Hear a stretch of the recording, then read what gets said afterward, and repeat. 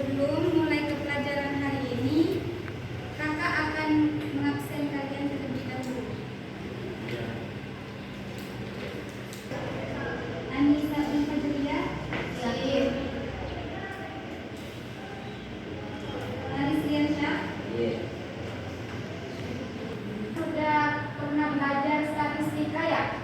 Ya, Terus materinya sudah? sudah. Sekarang tahu kita belajar apa? Peluang. Peluang. Ada yang tahu apa itu peluang?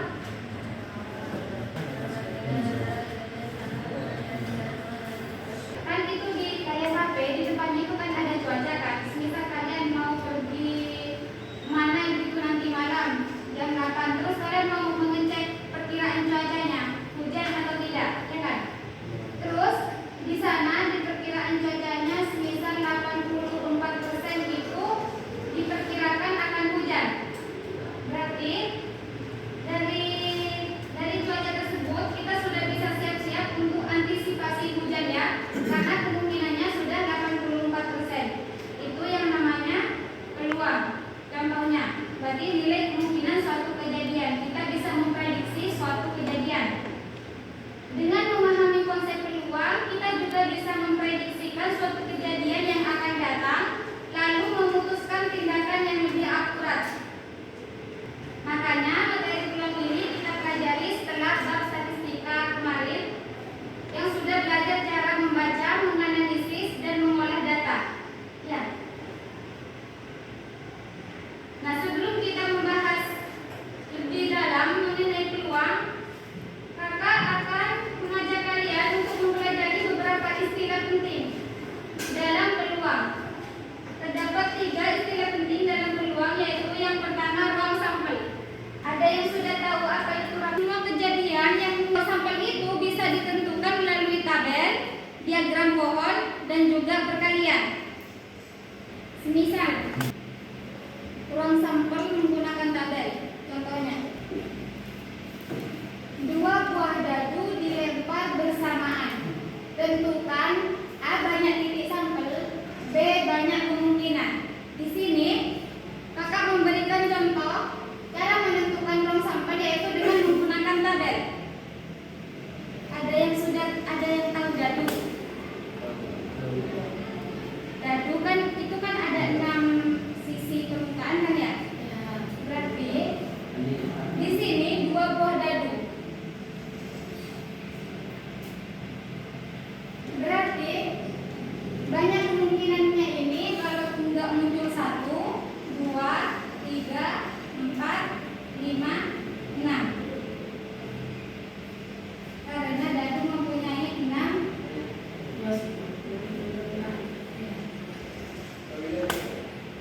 kemungkinan. Yang pertama yaitu 1,1, yang kedua 1,2, 1,3.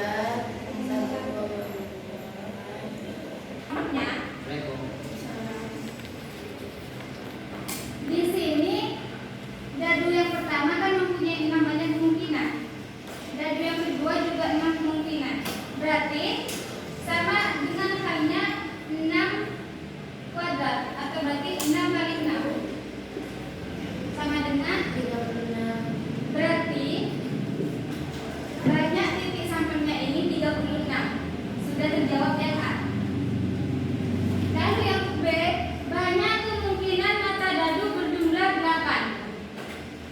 Jadi di sini banyak kemungkinannya yang sekiranya berjumlah 8. 8. Terus 3,5. 4,4. 5,3 dan 6,2. Dari sini sudah diketahui berapa banyak kemungkinan mata dadu yang berjumlah 8, berarti ada 5. Bisa dimengerti ya? Bisa. Berarti lanjut. Kalau enggak angka, gambar. Dan di sini kita sudah bisa menentukan banyak kemungkinan dari 2 logam ini yang dilempar secara bersamaan. ini menghasilkan A, A. Ini AB.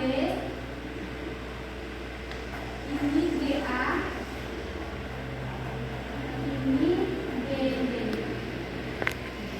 Nah, dari sini sudah bisa ditentukan banyak titik sampelnya.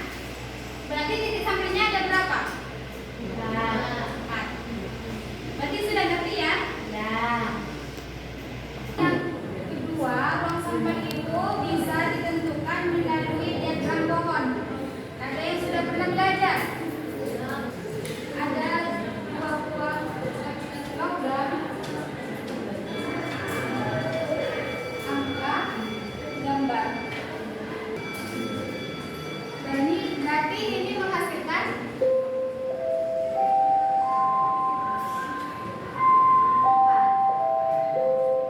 dalam menghasilkan titik sampel sama kayak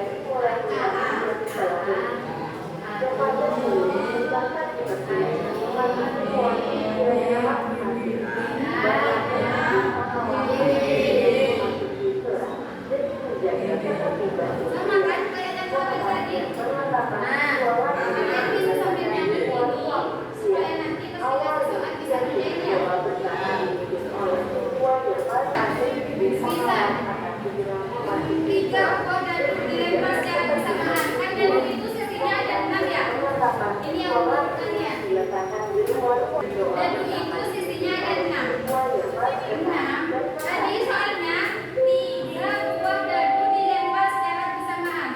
Berarti 6 pangkat mana tidak? 6 dikali 6 dikali 6. Ini kalau kalian perkalian akan lebih mudah kalau yang perkaliannya. Bisa dimengerti? Terus yang kedua itu istilah penting dalam peluang tadi kan ada 3. Yang pertama ruang sampel.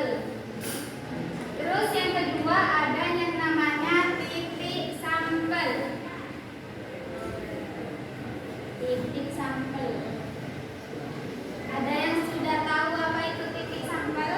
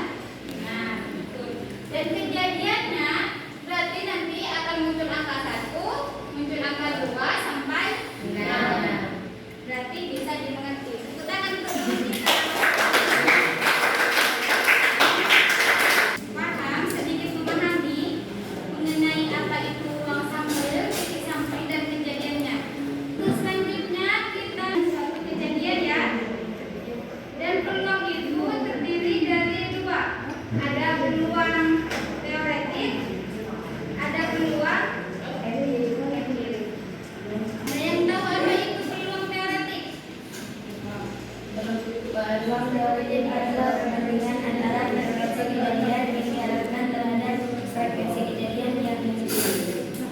Ya, kalau peluang empirik, Suatu kejadian merupakan frekuensi relatif dari kejadian tersebut sehingga peluang empirik sama dengan frekuensi relatif. nah berarti kalau peluang empirik itu bisa juga disebut dengan frekuensi Relatif. Tadi peluang empirik itu nilai perbandingan antara banyak kemunculan suatu kejadian dengan banyak percobaan yang dilakukan.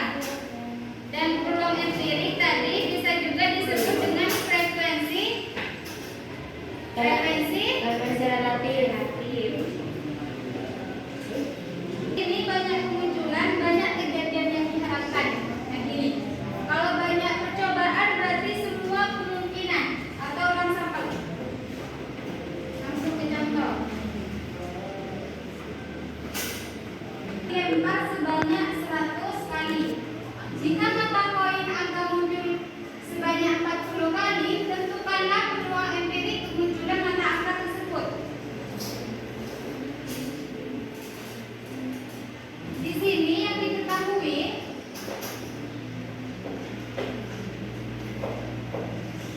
suatu koin dilempar sebanyak 100 kali. Berarti banyaknya percobaannya sebanyak 100.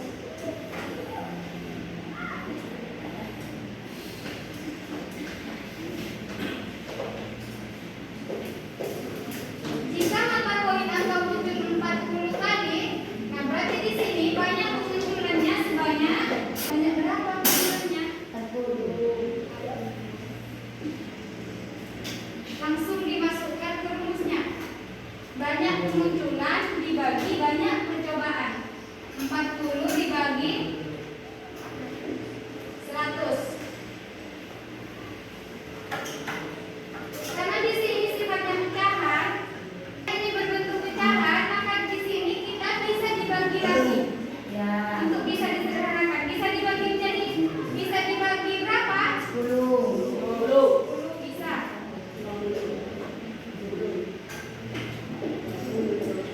Jadi sama-sama dibagi 20. 2 per 5. 2 per 5. Ini hasilnya. Contoh yang kedua, empirik. Berikut tabel yang menyatakan hasil percobaan perbandingan dadu. Jika percobaan dilakukan sebanyak 40 kali, tentukanlah banyak peluang empirik kemunculan mata dadu 2. Ini tabelnya. Di sini kita terlebih dahulu untuk menentukan nilai K-nya itu berapa. Caranya untuk menentukan nilai K-nya ini, kita menambahkan ini 6 ditambah K ditambah 7 ditambah K ditambah 34. Berarti di sini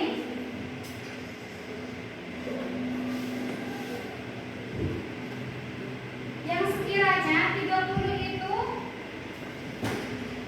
34 itu mendekati ke 40 itu hampir 40 itu sekiranya kurang berapa bilangan? 6. Jadi di sini sudah dapat diketahui bahwa nilai K-nya sama dengan 6.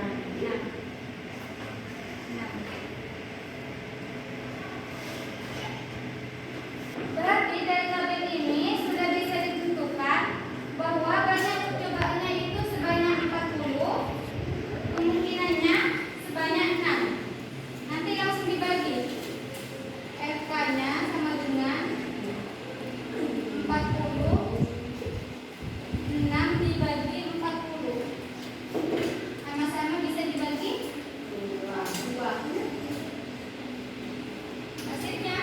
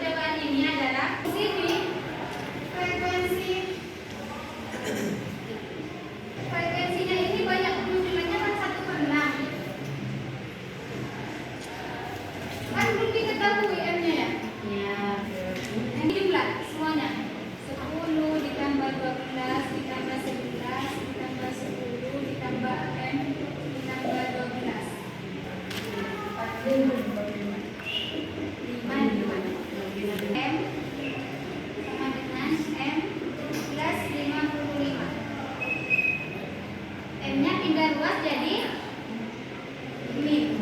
Kan plus ya, pindah ruas jadi min. Berarti di sini 6M min M berarti tinggal 5. 5M sama dengan 55. M sama dengan 9. Berarti di sini M-nya sama dengan 11. sudah diketahui. Berarti dari sini karena sudah diketahui bahwa M-nya tadi hasilnya 11, kita bisa tentukan berapa banyak percobaannya. Ini tinggal dijumlahkan semuanya. Berarti 60.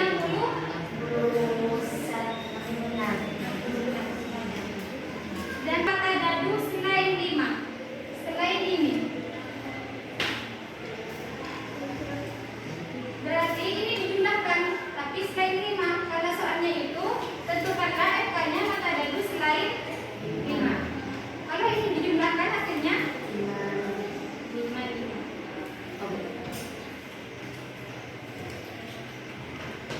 Berarti ini bisa banyak kemunculannya 55. Banyak percobaannya 60. 55 dibagi 6.